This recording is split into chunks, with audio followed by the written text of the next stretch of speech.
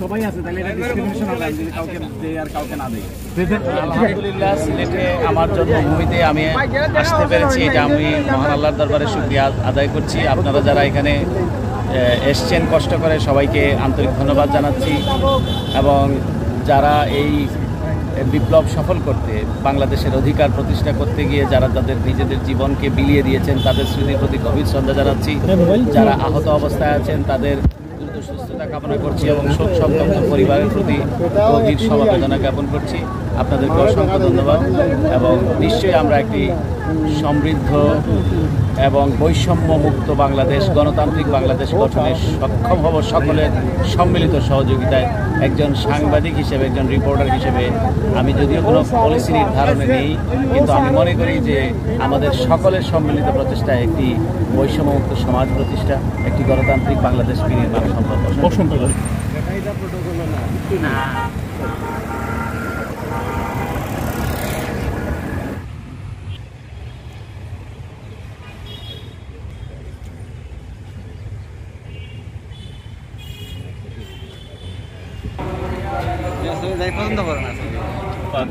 আপনারা জানেন যে মুশফিকুল ফয়জল আনসারী বিগত অন্তত 8 থেকে 10টি বছর ধরে বাংলাদেশের একজন আলোচিত নাম। এই সরকারের রুশান হলে পরে তিনি গিয়েছিলেন প্রথমে যুক্তরাজ্যে, তারপরে সেখান থেকে তিনি যুক্তরাষ্ট্রে পাড়ি জমিয়েছিলেন। তারপর থেকে আর দেশে আসতে পারেন নাই। মহান রব্বুল আলমিনের অসীম কৃপায় আজকে তিনি দেশে এসেছেন, শুকরিয়া আলহামদুলিল্লাহ।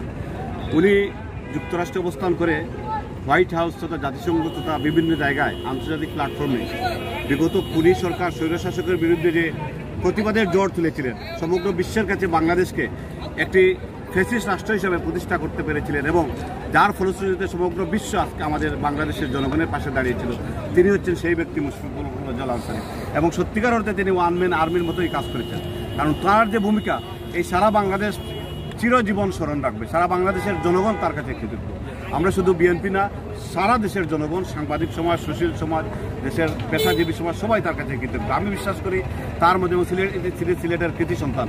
উনি আমাদের নেত্রী বেগম খালেদা জিয়ার বিশেষ সহকারী ছিলেন এবং উনি প্রেস সচিব ছিলেন। আমি বিশ্বাস করি উনার মাধ্যমে বাংলাদেশের ভবিষ্যৎ যে অগ্রযাত্রা সূচিত হয়েছে, তার জ্ঞান ভাণ্ডার এবং তার মেধা দিয়ে আরও এগিয়ে যাবে।